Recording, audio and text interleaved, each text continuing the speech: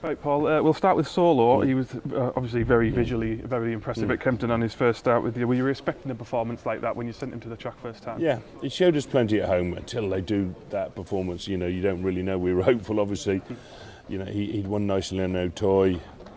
I was slightly nervous going on a right-handed flat track, completely opposite what he'd done, but he jumped well, travelled well, did everything nicely, and we were thrilled with him, obviously. What are your initial thoughts on his 157 rating that he's been given? Look, if you go strictly with a ruler, that he beat the second horse who'd won in grade 3 in O'Toy, and the second that day out there was rated 156, you can come up with that sort of number. Look, a number of them on Saturday might have underperformed, it might have just been one of those races that was visually very exciting. Till he runs next time, we won't really know for sure, but he's not going to run in a handicap, so it doesn't make a lot of difference, but it's nice that he's, thought of as being a very smart horse anyway, but we'll know a lot more after his next run. He was given a Timeform rating of 144p after that performance, which was £1 higher than what Zarkanda got in the same race. Yeah, okay. How confident are you he can go on and emulate him in the Triumph? I think he can because he jumps great, he's had some experience, he's in good form, hasn't been over raced. To me, he was visually more impressive than Zarkanda was. So Zarkanda never showed anything at home or anything. He just was a good horse on the track. Who knows? Once he's done it again, then I'll be more excited because sometimes you know they're fitting well and you can have a bit of a fluke. But I'd say he's got a massive chance. Well, we want the Clan Des Obeaux now, your big Gold Cup hope. Yeah. You missed Ascot with him this year. Yeah. You been happy with his prep? Yeah, definitely. The best thing we did was, he's good when he's very fit and very fresh, which he is at the moment. He had a great workout at Wincanton this morning. I was thrilled with him. He showed he's fit and he's in health. And I think the fact that we haven't run and he's going to go into the race with a different preparation will be massive to him. It's hard to get over to people. The difference in the preparation by having a long gap and having a short gap is two totally different things, and it suits him having a nice long gap and us getting stuck into him in lots of work. And I love training him like that. Do you think he's a better horse this year? Yeah, he's 8. He's physically. Someone commented then he's a physically stronger horse, which is massive. They probably get better because they get stronger. Not necessarily. They've always had a lot of ability, but physically he is a stronger horse and a better horse. Yeah.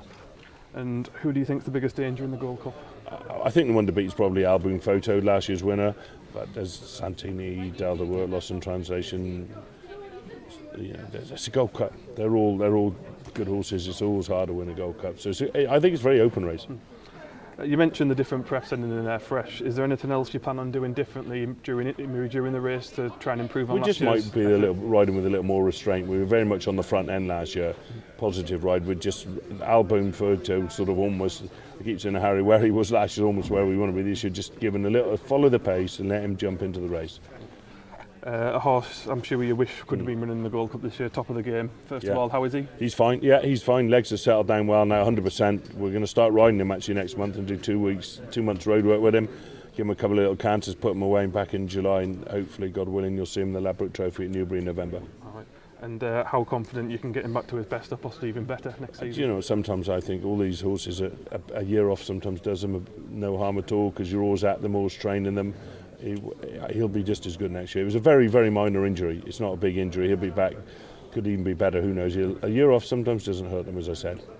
And Surname, how's he doing since Ascot? He's fine, yeah. He's actually not here today. He's gone for a bone scan. We just wanted to make sure everything was okay. He's not had any hiccups, no problems whatsoever.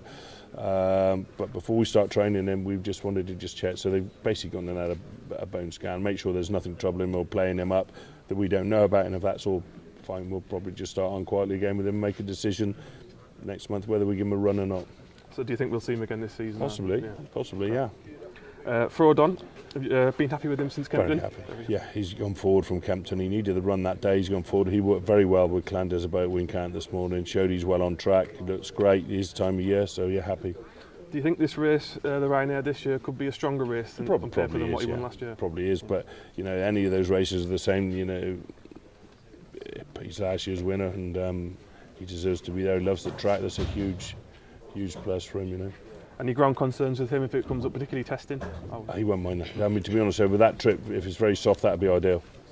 Politolog, he's another one. Is he like Clan? Has he been intentionally kept fresh? Yeah, since purposely. He bled in the Tingle Creek, so we thought, well, rather than run him over Christmas, we'll just have one good go at getting him right for the Champion Chase. And so I've done exactly the same with him as I've done with Clan. Lots and lots of hard work.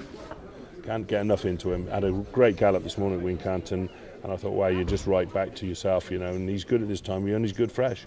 He's in the Ryanair as well, and he's temptation with that Championship. I'd say Champion Chase, yeah.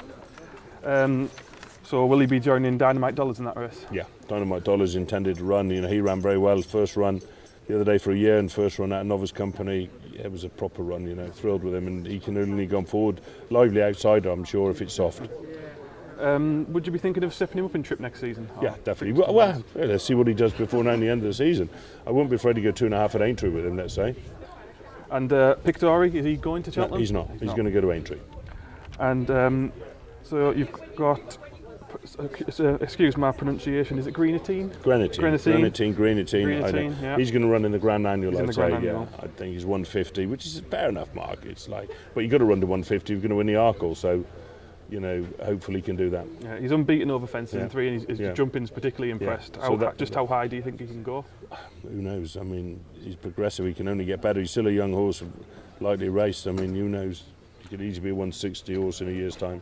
Another one you've got in the Grand Annuals, Magic Saint. Is he? Doesn't run. He's going to go to Aintree. He doesn't suit Cheltenham. The other one I'll run in the Grand Annual is Capeland.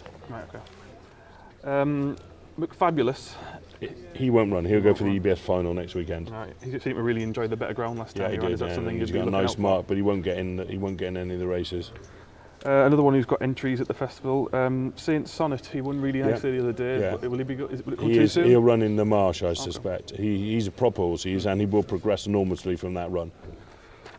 Right. And so at this time of year, how do you cope with the added pressure or media attention at this time of year? I just got used to it. You have to deal with it. You know, everyone likes talking about Cheltenham, and you know, it's just one of those things. I've lucky enough haven't had to deal with all those Courto and Demon years that you get used to it, and only sort of too pleased to help. And how do you normally celebrate a Cheltenham Festival winner? Jumping up and down like a figure lunatic, and a glass of champagne. If you could train any horse from another yard currently in training, who would you choose? Any horse in training. I wouldn't mind that mare, Benny Didoué. She's a smart mare. Yeah. And finally, when we asked you this question last year, you gave us top of the game. So, who is your best chance of a winner at the Cheltenham Clan Des Festival? Obeaux. There we are. Lovely. No hesitation there.